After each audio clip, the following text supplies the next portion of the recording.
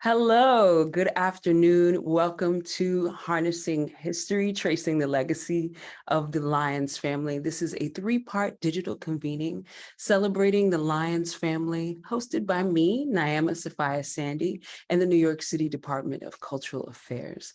Harnessing History centers the story of the Lyons family who lived in New York City in the 19th century. Incredibly community engaged and deeply connected and committed to activism and progressive causes at that time. This conversation series seeks to connect contemporary moment with their legacy, thinking about the ways that these dynamic networks of community engagement and celebration of heritage are connected to where we are today and how we build a future. This afternoon, our conversation is called Finding the Light, Transmuting Terror, and it's focused on the ways that we are moving forward and thinking about all of the ways that we are creating joy and light in the world. Specifically, each of these conversations will connect to a sort of what I call nugget of the Lyons family story. In the Lyons family story in 1863, there were the draft riots here in New York City. At the time, the Lyons lived in the Lower East Side. Their father, Albert Lyons Sr., was operating a home for seafarers and a thriving business in the community in the Lower East Side. Their home was attacked. Many Black citizens in New York City were attacked in the streets. And like many families who had the means at the time, they actually fled New York and ended up eventually in Providence, Rhode Island. So I'll just read the brief summary here. When mobs attacked Black people and destroyed Black-owned properties in New York City during the draft riots of 1863, the Lyons family fled, leaving behind their property, members of their community, and so much more. There is a long legacy of the destruction of Black communities, massacres, extrajudicial killings, and other incidences of racial terror in the United States and abroad as a strategy of oppression, economic dispossession, and spiritual subjugation. The invited speakers this afternoon, artist Sade Makonnen, Alexi Peskin, organizer, legal scholar, and administrator Kenya Tyson, JD, will share their organizing, performance, and visual strategies and how they offer solutions towards protections and respite to communities at risk around the world. I'm so thrilled this afternoon to be here with you, and I'm so grateful that you joined us. Just a reminder that these proceedings will be recorded. We do have closed captions on for everyone to be able to hear what we're saying if you are suffering or having another challenge with hearing us. We will have slides, and those slides will be shared with you, both obviously visually, and each panelist will describe for you to be able to understand. Sade Makonnen is an artist, mother, birth worker of East African descent. Her studio of practice focuses on intersectional feminism, reproductive health, and migration. Her intention is to create a spiritual network around the world that recalibrates the energy towards something positive and life-affirming. So today, I'm so pleased to have you joining us this afternoon. Hi, thank you. Hi, thank you. So I'm just gonna flitter away and let you go ahead and take over for the moment. Thank you so much. Okay, thank you. Hi, everyone. Just a heads up, my 11-month-old is in the background, so you might hear a baby. All right, I'm going to jump right in to describe what you're looking at right now. This is the first iteration of my light sculptures that I made in 2018, I believe, at the August Wilson Center. This was for the August Wilson Center in Pittsburgh, and it's made out of mirror acrylic. And what you see, the iconography on the light sculptures are Ethiopian Coptic crosses and designs, Ethiopian and Eritrean. And yeah, here we go.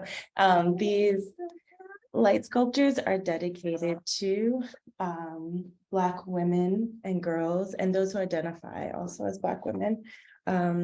who have died from state-sanctioned violence here in the US and across Europe, as well as while migrating from Africa across the Mediterranean into Europe. And I'm nursing the baby and he's gonna make sounds. I basically, like I said, started this series in 2018. And then it's grown from there. In this image, this is a 10-foot tall piece. And you can go to the next image. Thank you. So this is a public art version that I am actually currently designing in the process with the city of Providence, who I've been commissioned by to create a large scale light sculpture series, as you can see here. And this is just a rendering. It's not going to look like this because we're literally in the midst of redesigning this at the moment with the fabricators and the city. You can go to the next image and you'll see something much more up close. But basically, the idea is to take what I made for a gallery setting and putting it into a public art piece that will live in Providence, right by, I don't know if you guys know it, but there's like the area where the jewelry district is, and there's a bridge that connects across, like the city across water, the body of water, and it's right by RISD, Brown University. It's quite central, and this work is going to be dedicated to Black women of Providence, specifically Bertha Higgins and some other Black women that I am currently identifying with the community there. And the iconography will change. It will reflect some of these Ethiopian and Eritrean Coptic designs, because what's really important in my work is referencing spiritual designs that pop up across the African diaspora. Research that I've done at the Smithsonian, and currently research that I'm doing here at the Clark Art Institute. And as you can see, light is really important in my work. I'm thinking about the reflections that these patterns are making onto surfaces, onto the people that are close to them, close to these sculptures. I do believe that there is an energy that is getting passed around by these designs that are about healing and protection. And I'm thinking about Black women specifically being protected and healed across borders, across nations. I mean, anywhere we have to move throughout the world. And you can go to the next image. So I have developed a textile series called the Astral Sea. There are currently 4 that exist in the world, and this is one of them. And these are directly come from my light sculpture. So basically the laser cut mirror pieces that come from the negative space of the Ethiopian Coptic designs, I repurpose and place on top of these textiles, where I kind of create my own visual language and abstracted African diaspora inspired spiritual patterns. And each one is different and unique. I think there's something really poetic and beautiful about if these light sculptures are dedicated to these Black women, that like I don't throw these pieces away. I mean, one, environmentally, it works really well, but also that I do believe that these women exist in these pieces, and these pieces get to live on these textiles that then get activated by performance. And I, or whoever is performing with them, which are usually other Black femmes that I commission, these women, we get to be conduits for these women to come through us in the performance. And I see performance art as public art. I see it as its own version of a monument, right? And in this case, I did an intervention in front of Buckingham Palace. I've done it, interventions at the Venice Biennale, I've done this at the Long Wharf Pier in New Haven, speaking to the Black community that exists there as well. I've kind of taken it lots of places that I can't think of right now. And you can go to the next image. And here's this, speaking of New Haven, this is at Art Space New Haven. These are 2 other textiles that I've created that are kind of in this version, you get to see how sculptural these textiles are. So to me, they not only work as, you know, garments that are, or textiles that are activated through performance, but they also are sculptures, they are objects. Again, you can actually see the reflections that they also make. So light, reflection, the projection of patterns, mirror, all of that are materials to me, including collaboration, which is a really important piece of my practice. And it's something that I am actively bringing into this large scale public art piece that I'm creating for the city of Providence. It's really important for me that I am bringing in the very communities that this work is about. Yeah, my work is what's central to my work is honoring Black women specifically, because I feel like, you know, if we're taken care of, everybody's taken care of. And like someone like Bertha Higgins from the city of Providence, she was not only a civil rights leader, but her home was open to the community. It was a sanctuary for Black and brown folks to come through, other activists.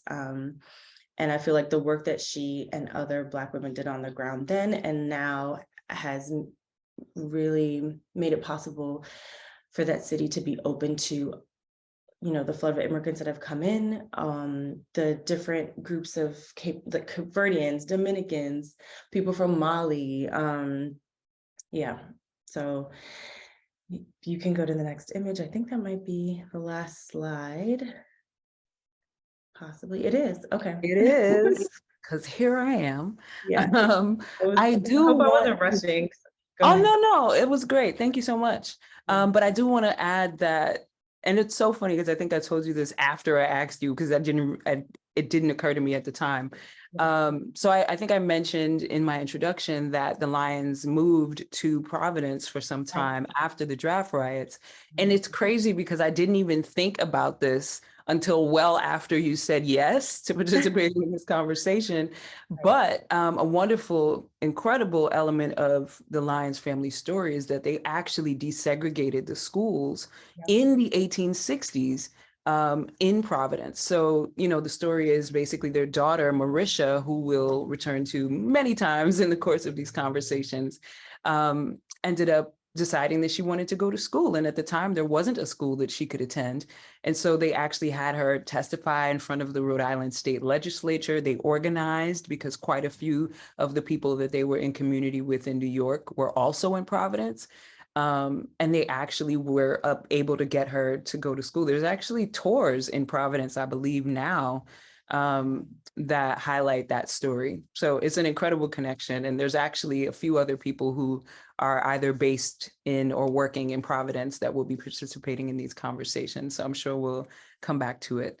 Thank you so much today. And I look forward to having you join us again in conversation in a few moments. Thank you. Thank you. Next, I'll be introducing Alexi Peskin. Alexi Peskin's signature works are large-scaled mixed media portraits of African diaspora, which are rendered by hammering nails of different gauge with pinpoint accuracy into wood stained with coffee and mud. By applying gold leaf to the nails, he creates these breathtaking composite images. He depicts figures that portray strength, perseverance, and with energy reminiscent of the spiritually charged Minkisi power figures of the Congo Basin. He also produces striking photography and video works. Alexi, I'm so thrilled that you're able to join us. Yay! I can't hear you. Let me see. There you are. Okay, good, perfect. Okay, Yeah, so I'm like really happy to be here, and like thanks for inviting me. Always happy to bond with you, Naima, and everybody else. Thank you. awesome. Your slides will go up in just a moment. Okay, cool. Yeah. So my name is Alexis Peskin, visual artist who I grew up in France, 1979. My family came from different parts of the world. My mother is Afro-Brazilian, grew up in Salvador, Bahia, and my father is French, Franco-Russian. Yeah, like so my work talks about Black experiences on the global level, the experiences of Afro descendants on the global level, and also from the experiences I lived and everything, and things that I've seen.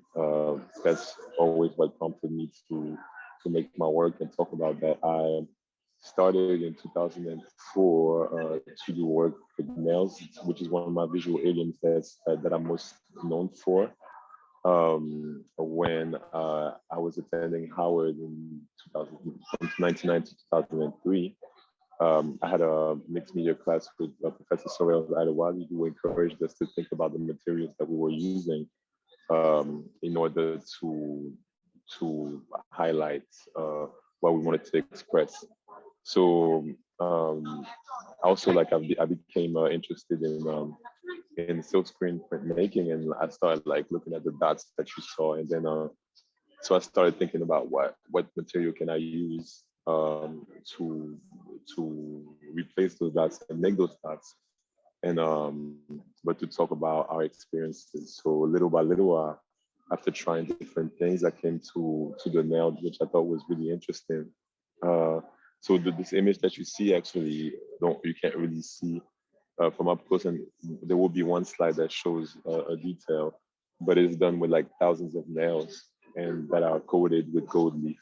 So to me, the nail was interesting because it talked about pain and suffering and but also transcending from that because like obviously my ancestors coming like being in Brazil and dragged in the experience of Brazil and experience of slavery, there was like a lot of like pain, fight, but also resistance to that. Like people like Zumbi dos Palmares, like who pretty much like kicked the butts of the Portuguese for like 70 years before Brazil was even in Brazil. So my idea was to find something that talked about our challenges, but also without showing us defeated. So like I'm trying to in my work show like a great energy and show how great we are, but also our own experiences from our points of view, not from like the gaze of the other. And so yeah, my works also talks about transcendence because nails they spike, they hurt, but they also use to build things. And so what I do is like I take photograph of like Black people from like all around the globe and make into those figures. I call them power figures and fire figures because also the reference to the nail is like the power figures of the Congo called the Minkisi Kondi. The sculptures with nails which are protectors. I think it's essential and important to us transcending. Like I think also like my work like in the last years has been like I would say less conceptual and more spiritual.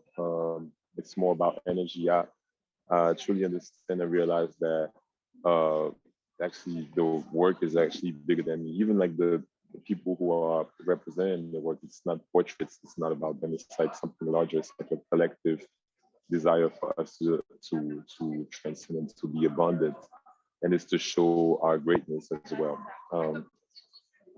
And also the nail, the idea of the nail is a homage to our contribution to the universal, because to the most interesting to the cultural aspect, not just culture, also like technologies in the world, and basically everybody just like appropriates our stuff, and we're central to the history of the world. We're central, but we always placed on the periphery of history.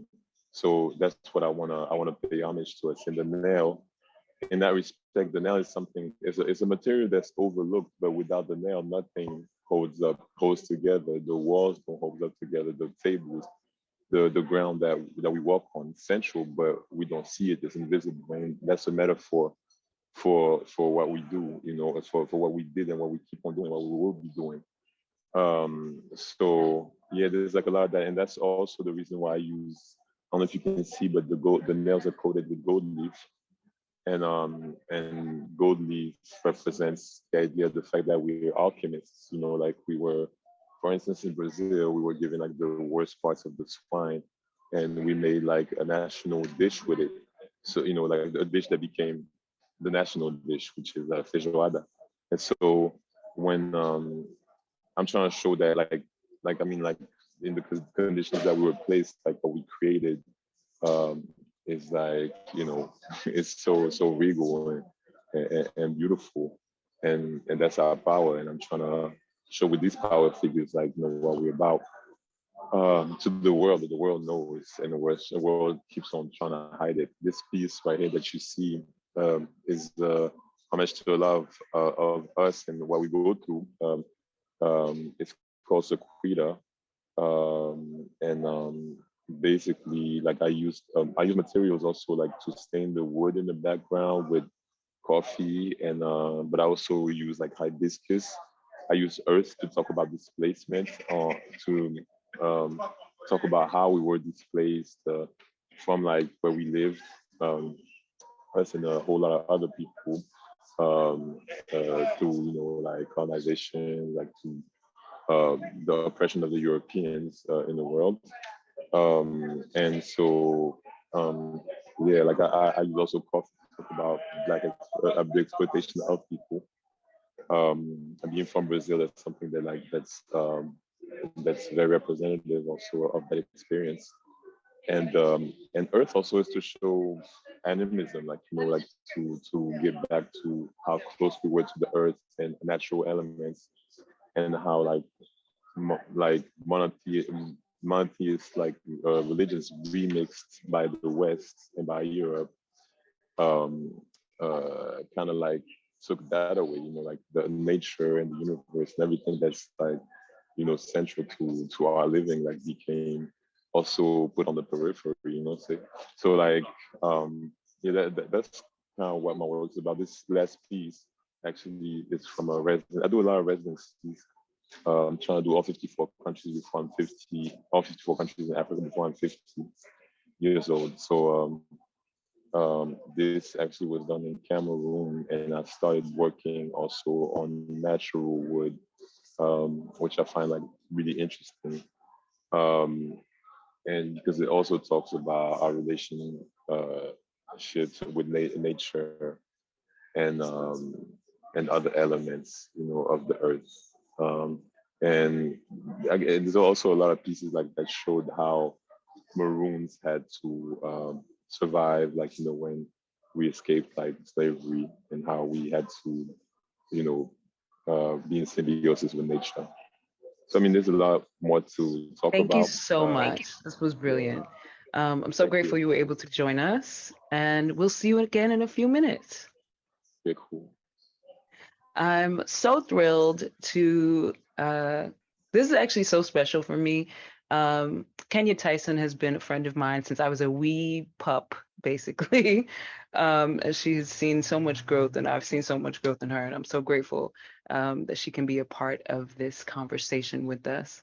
Kenya Tyson, JD, is an internationally recognized criminal justice expert and higher education executive with expertise in fields of race, crime, and inequality. She's also the founder and executive director of the Black Massacre Project. The Black Massacre Project is an independent public research center that explores the historical race massacres perpetrated against Black communities in the United States. The project serves as an interdisciplinary nerve center that brings scholars, historians, activists, community members together to engage in collaborative research and cultural exchange and to explore the race. No problem. Sorry, that was Siri. And to explore the role of race-based violence in the greater context of American society. Kenya, I'm so grateful and thrilled that you're able to be here with us.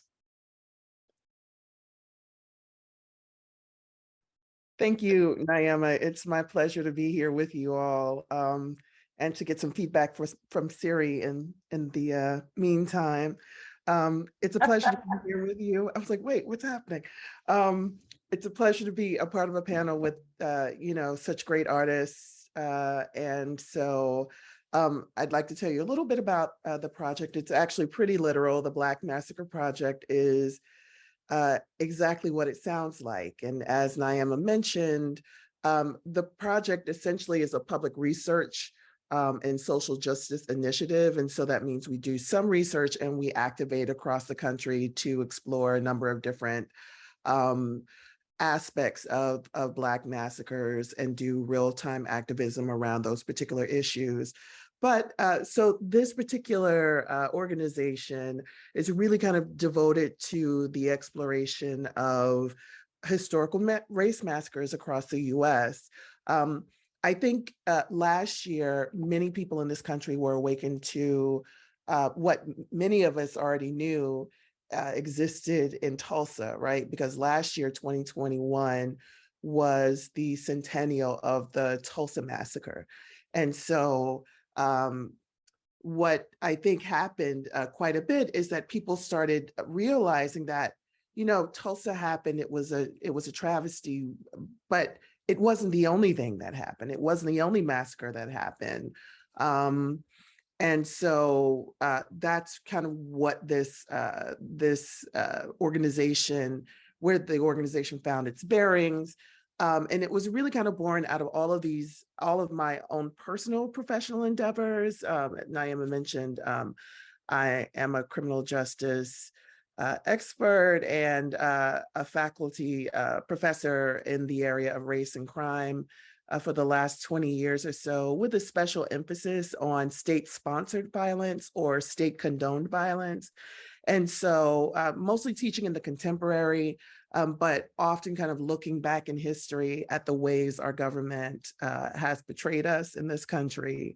And so many of those portrayals have been laid at the feet of people of African descent in this country. And so that's one of the things that, really caused me to focus on this particular topic. Could you go back to the last slide, please? Right. And so during that process, one of the things that I discovered was this really interesting map here. And you may have seen this, it's been circulating for some time. But this is just a small sampling of the massacres that have occurred, most of them post-slavery, up until, in this particular map, the 1980s in Philadelphia. But this is representative of some of the areas where race massacres have occurred, such as the one that we're talking about today.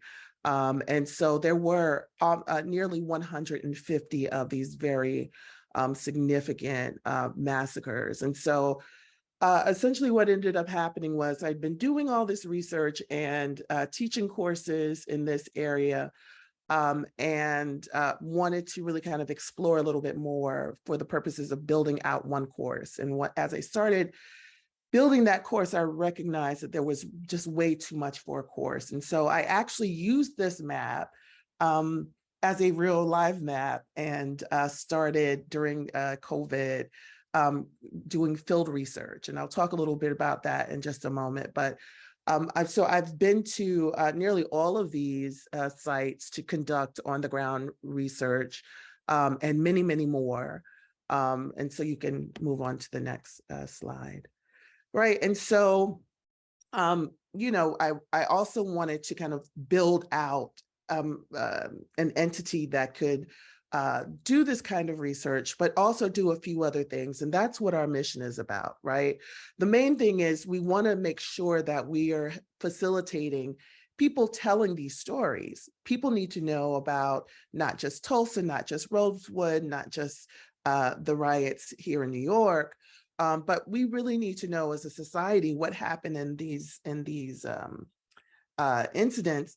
And I also wanted to kind of explore the historical, the impact of these massacres and how they impact people today, and do all of that while decolonizing this as a research space. And so we came up with a few tenets to this mission, right? We want to make sure, we want to foster awareness, make sure that people know that this happened. Because even as a person who grew up in a massacre town, I grew up in Wilmington, North Carolina, which is the home of the only successful insurrection in the history of the United States, which was very much like what happened in Tulsa, what happened in Rosewood, what happened in New York and Chicago and all of these other places.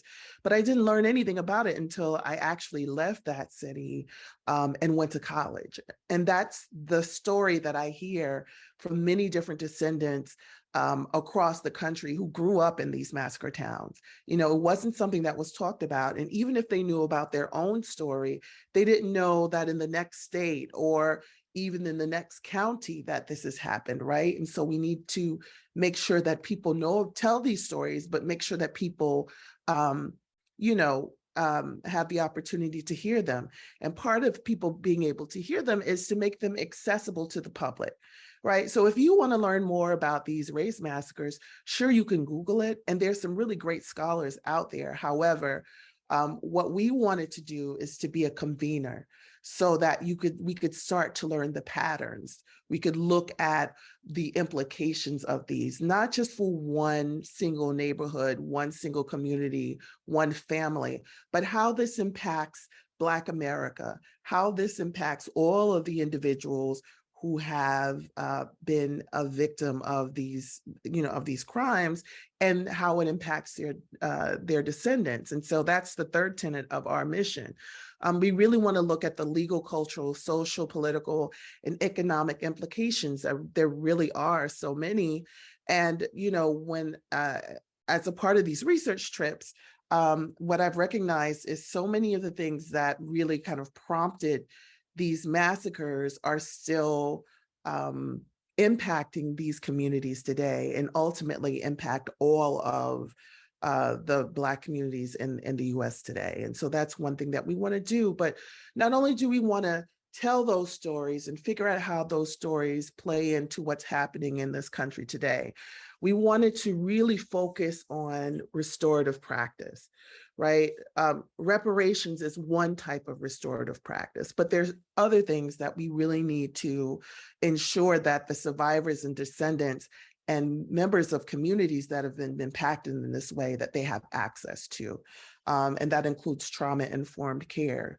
We know that from a generational standpoint, this energy transfers from generation to generation. And so that's something that we wanted to contribute to these communities, as well as financial literacy, advocacy. So it's not just talking about how to make money or how to buy land. It's the advocacy. It's putting that extra push behind these communities. And so we partner with a lot of nonprofits and organizations that are doing that really important work, and also spearheading activities ourselves. And you can go to the next slide.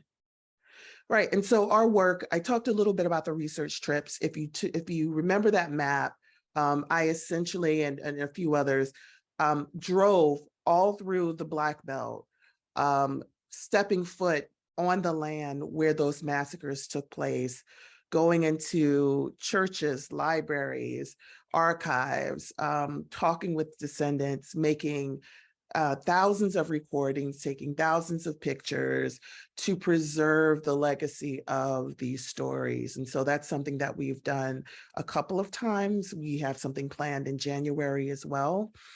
We had a reparations conference this past January, and that was wonderful. And am I out of time? Is that what's happening here? Yes. But we will indeed return to some of these ideas in the conversation that we're about to have together. So I do want to make sure, and of course, please take note of that, take screenshots quickly, and of course, we'll share this again later. We'll put this information in the chat as well, and I'll actually pose some questions for Kenya specifically about how people can support and follow the Black Massacre Project. I am overwhelmed actually right now, trying to keep it together and not turn into a pile of goo on Zoom today, and in the video for posterity. I'm gonna welcome everybody back.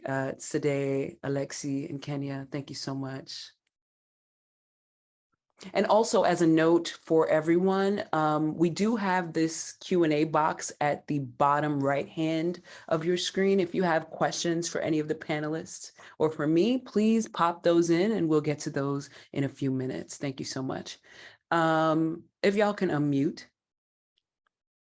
Well, maybe not you, Alexi. I really want to just first of all commend you for everything that you're doing, and thank you so much for being willing to have this conversation with me today. And I think I have a question for all of you. So Alexi, when you're ready to respond, you can unmute. I just wonder, what was the turning point for you in your personal journey, your professional journey, that led you to doing this work that you're doing now?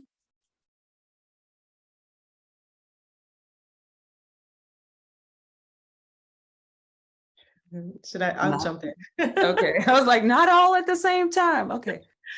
I do want to say, Kenya, you will be hearing from me that, okay. I'm like, ooh, I got to figure out how to work with you. My turning point, there's several, but I'll focus on, like, I guess the most recent one, which was having my eldest son, who's 12 now, and fully immersing myself in the birth world. So prior to that, like in undergraduate school, I worked for a reproductive rights organization called Advocates for Youth. I've always kind of been in that world, but then actually being trained by midwives to be a doula to support Black women in hospitals really lit a fire under my ass.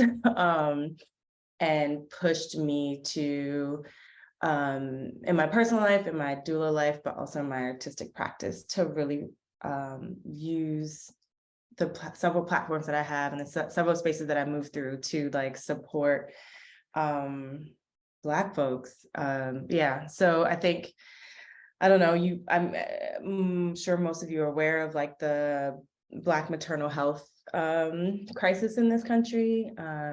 And I use that loosely because it's not our fault as Black mothers and women. It's really the medical industrial complex, and it's rooted in slavery. It's rooted in all the things that are meant to hold us back, destroy us, hurt us, harm us. So I think for me, that was my turning point, where it was very clear that like I was working as a doula. I was also exhibiting full-time as an artist. I had to decide and choose which direction to go. I chose to become a full-time artist, but like, as you know, like, yeah, that the birth work and world informs my practice every day. And I'm still very much an activist in that realm. Yeah, so that's. Thank you so much. Should I go? Maybe. Okay, cool.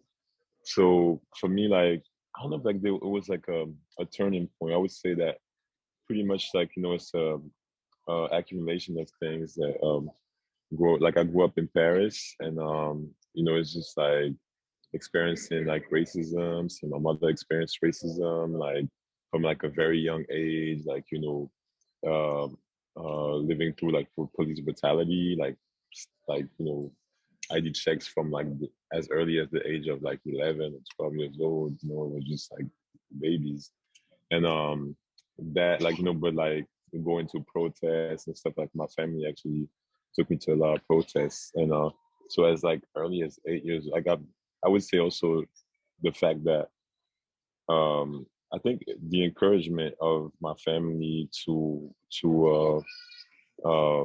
me to continue to draw and go into artistic endeavors. You know what I'm saying? Like the fact that people encourage you when you do things. So I was as early as 8 years old. I was drawing like kind of like making drawings of Black figures, because like at that age, like of people known, like, you know, Harlem Desir, who was in France, but Angela Davis, I have a drawing of her when I was like this age, and because we were like living through like some stuff, and we had to affirm ourselves as like people in a positive way. But I think that maybe I think like when I realized that I wanted to do art, because I did a lot of other things, like, you know, playing basketball and so I had to make a choice. But I think the point where I decided to be an artist was when I applied to like the Studio Museum in Harlem residency. I was still in school, and so they said that you had to be like 3 years out of school, and then they had like a few questions like. Like, have you been like a practicing artist for like, you know, for how so and so many years? And that's like, oh yeah, like that's what I want to do. So but me, whether it was like, I mean, like, even like when we're younger, when we're, you know, teenagers, like we used to rap, and so even through rap, like our expressions, like we talked about what we live, so like we always express myself. But you know, that's why I realized, yeah, I want to, like, I'm going to keep on expressing myself, but through art, and this is what I want to do. So I think like it's just a, you know, accumulation of lived experiences that made me want to talk about what I'm talking about, which is the Black experience.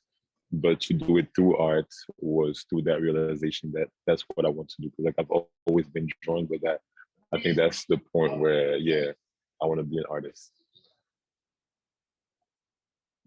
Thank you. Kenya. Okay, I'll jump in. So for me, a lot of this work that I was talking about was not necessarily theoretical, but I was looking at it from the perspective of how do I build a course for students so that they can learn a little bit more about this stuff. I think a major and like today I had many turning points, but one of the most recent was in doing all of this research, I would say probably, you know, 2015, 16, 17, somewhere in there, been just like collecting lots of research. But then what I recognized was the things that I was reading about in this historical text, I was watching play out in front of my eyes with the new presidential administration. And that's when that really lit a fire under me in terms of making sure that it's not just children that know this information, or like college students rather, but that we all know this information, because the more you kind of delve into this material and you kind of look at these fact patterns of how these massacres actually took place and what the impetus for these massacres was, you know, what was it that prompted the white community to do these things. I was literally watching those things play out in front of my face every single day that I looked on Twitter, or I looked at the news, or I looked on, you know, social media, or whatever the case was. And so that made it that much more pressing for me to figure out a way to get this information out to the masses. And you know, I think that's really just the bottom line, that, you know, I've felt like this is something that has to be heard. This is something that has to be witnessed, and not in a trauma porn kind of way. It's not a matter of saying, look at all these terrible things that happened to the Black people in the US over the last however many years. I mean, we can do that all day. The purpose is not only to say, this is what happened, but it's to serve as a reminder. So number one, it doesn't happen again. Number two, we can go back and really start rectifying things that took place before. But also so that we can go back and heal ourselves and start working on ways to close all of these old wounds and address all of these old issues with or without the support of the federal government or any state government. So that was really like the turning point for me. Thank you so much. And I really wanted to just sort of tease this specific thing out, particularly as it relates to your work. And obviously, like what Alexi and Sadeh are doing are more sort of figurative ways of addressing the same thing. But I just want to like say it so that we can all sort of say that it's been said here, particularly in the context of the way that we speak about these incidences of racial terror. Of course, we know about Black Wall Street, as you mentioned, but there's so many others. There's the draft riots, there's the MOVE bombings, which of course happened literally in the year I was born, 37 years ago. But what we aren't talking about, and which you are addressing directly, is the ways that this isn't just like an actual death, right? It's social death, it's economic death. And I think like we need to be saying that when we're talking about these things, because it somehow is lost in the conversation about like the physical destruction of property. Like it's not just about that. And there's so much that's lost in that process. And I just want to have a question for Sadeh and Alexi before we run out of time. Light is so central and it's such a big element for both of you in the work. And I'm wondering about the ways that you are thinking about that. Like what is the way that in your mind, as you begin to sort of make your way through that process, how do you think about what light is doing in your work? You going first? I can go. Well, light, like for instance, like if you look at, there's several ways to express light, because light is also, one is like what we have in us, what guides us, what makes us transcend, but what also makes us create, what we live, how we love. But then there's also and how we heal. Yeah, and live and keep on living. And then there's the light, like physical light, and the way you do photography or my work for nails. In my work for nails, light is normally, if you look at silkscreen, which is kind of like what inspired me to do the dots. It's actually the dots are black on like a lighter surface, so represent darkness. But me, like I do black silhouettes so that our faces and bodies are created with the light that reflects on us. And I think that's pretty powerful. It's like all the nails that has gold leaf on them represent like the light, and it sculpts our body, and we appear from these nails and these these like areas of light. So I don't know if it really answers your question. That's kind of like how I create like my light, that our black bodies are sculpted through the light. It did answer the question. Thank you. That was really well said. Yeah, just to piggyback off of that, for me, light it makes me think of Alicia B. Wormsley's book and series called You Are the Light. So kind of like saying what Alexi was mentioning, that like we are light, right?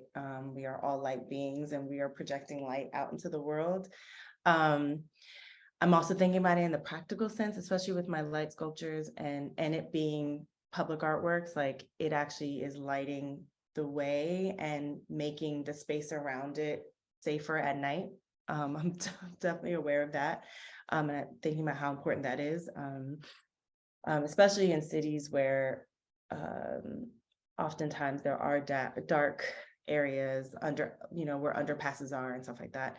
I'm also thinking about light similarly as Alexi was saying with photography. I'm thinking about moving image and, with my textiles, when the light hits them, those mirror reflections bounce off. And I think anyone who was at Lupo Retreat recently got to see them really well and clearly on the wall, the ceiling, I'm sorry, in the abandoned pool that I performed in.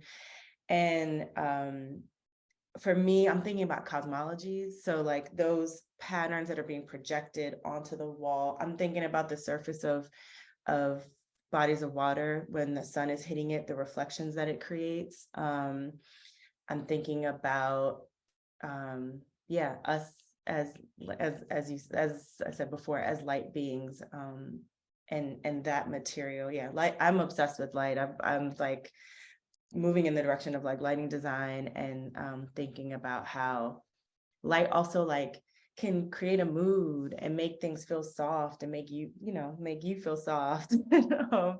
And it can evoke like a feeling of wanting to rest, lay down, chill, hang out, yeah, all of that. So yeah.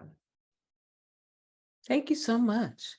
I mean, I think I had some questions for each of you, but I feel like you have addressed most of the questions that I wanted to ask you. So I think I will move forward to asking our Q&A questions. So Kenya, what are the next steps for the project and how can people get involved and support you? Great. So we have a few new things coming up. We're in the process of launching a podcast, which is super exciting because we'll be bringing, one massacre per episode. And also, again, with that restorative piece, bringing in different people who are, doing these restorative practices. And so that's going to be, I think, amazing. The other thing that we're doing is we are planning a film festival for 2023. There are so many directors who've put together films on each of these massacres. And one of the things that I think I failed to mention during my presentation is that we rely very heavily on the arts as we decolonize this space, because we know that from a traditional standpoint, that's how we tell stories, right? And so the stories that are published are often the wrong stories, blatant lies about how these massacres took place. And so we rely on various art forms to help us to tell these stories in addition to other things. And so we have a film fest that's planned. And then the other thing that I'm very, very excited about is that this January is the centennial of the Rosewood Massacre. And so we are working with the Rosewood Family Foundation and the University of Florida to bring a convening of massacre descendants from across the nation down to that particular centennial celebration or centennial acknowledgement. And that's going to be for an entire week, that second week in January. And so we're really looking forward to that, as well as some other things. If you want to get involved, please, what you can do is you can follow us on social media. You can go to our website, blackmassacreproject.org. On that website, there's a form that you can use if you want to volunteer. We have volunteers that are really interested in research and engage in research with us. Some take trips with us. And if you are the descendant of a massacre, if you have a person in your life who is a descendant of one of the massacres, please fill out the form that's on our page, because we know that there are hundreds of these massacres that have been documented, but there's so many more that have not, and we want to get every perspective we can. And again, it's blackmassacre.org. I love the clap at the end. Thank you. So I actually have a few questions still for Alexi and Sade. And thinking about the ways that your work offers restitution, protection, both spiritual and material, what do each of you sort of see as the next progression of your works?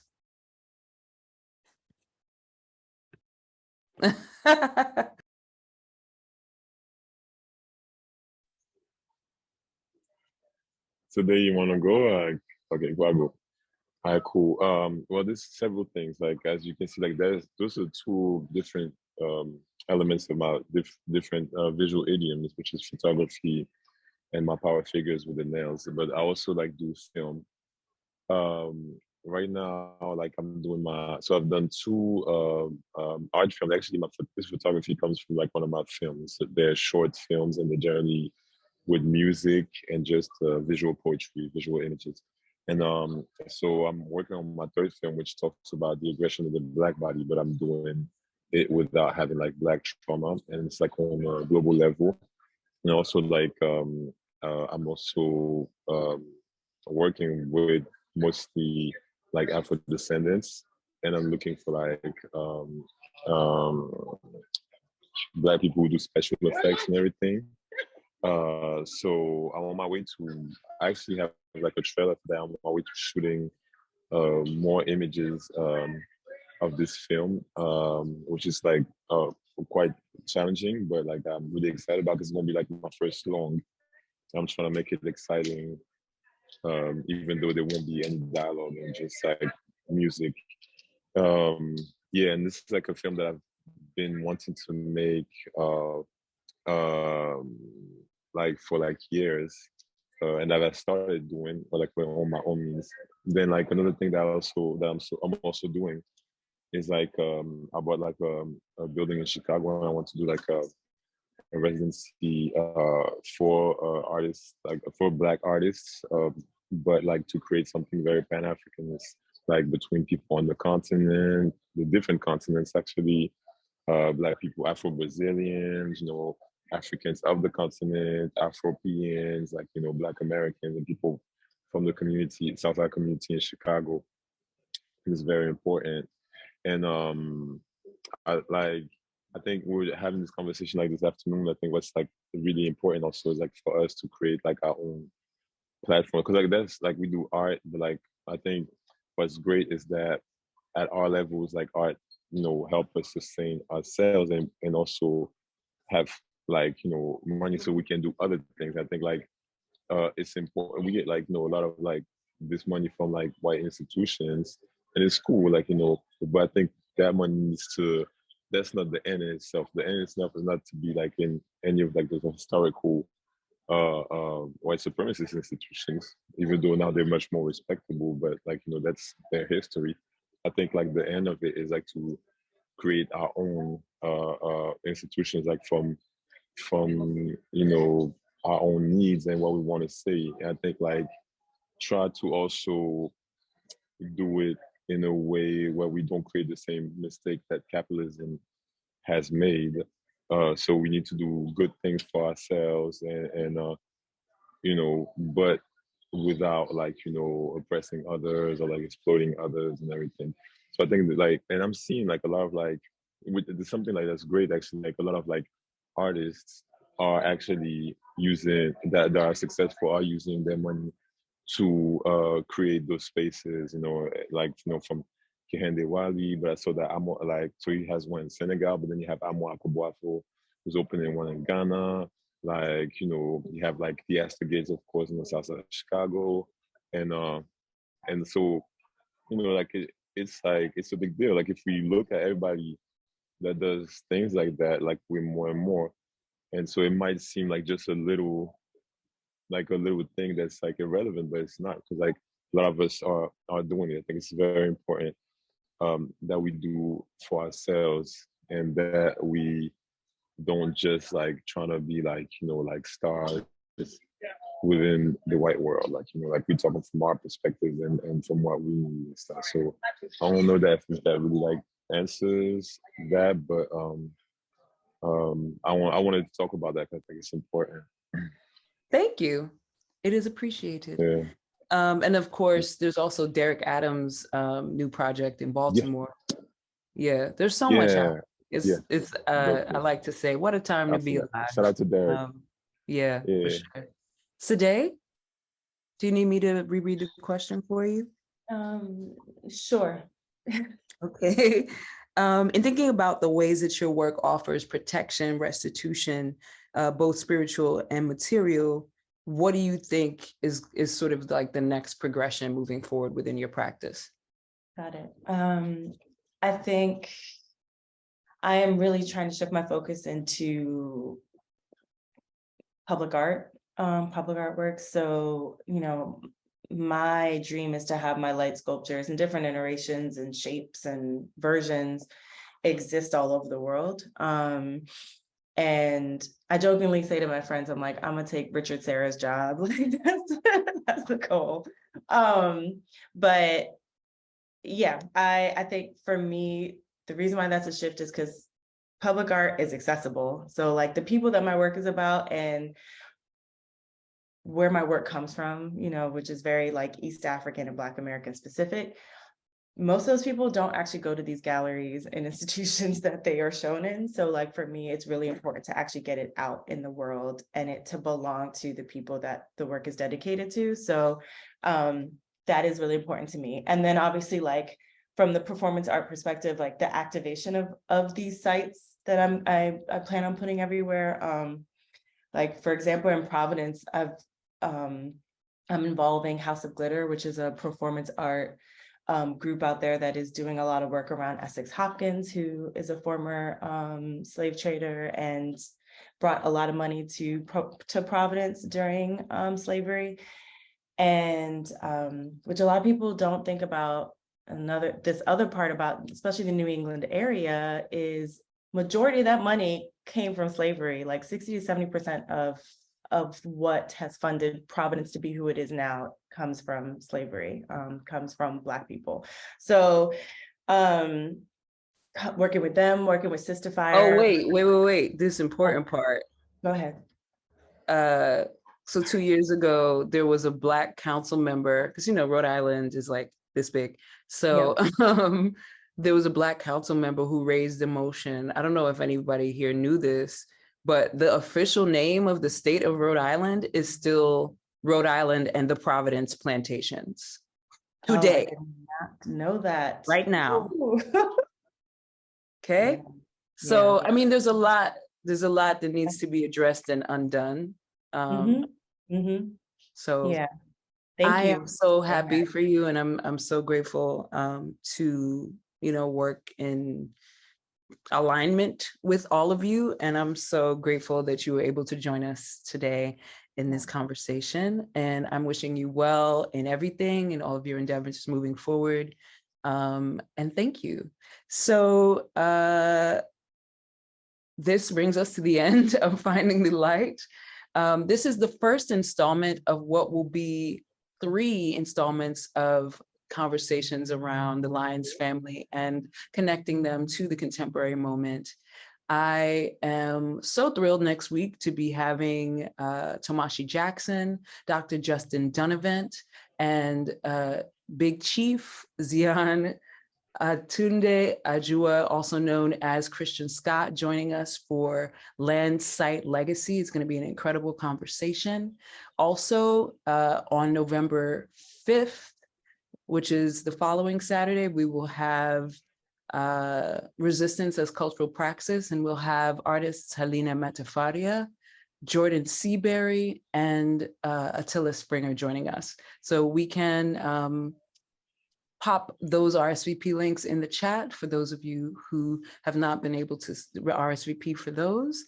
And I'm so thrilled about this conversation and what it's going to do in the world. Thank you all so much. Thank you for joining us, those of you who have been as attendees, and have a great rest of your Saturday. Thank you so much.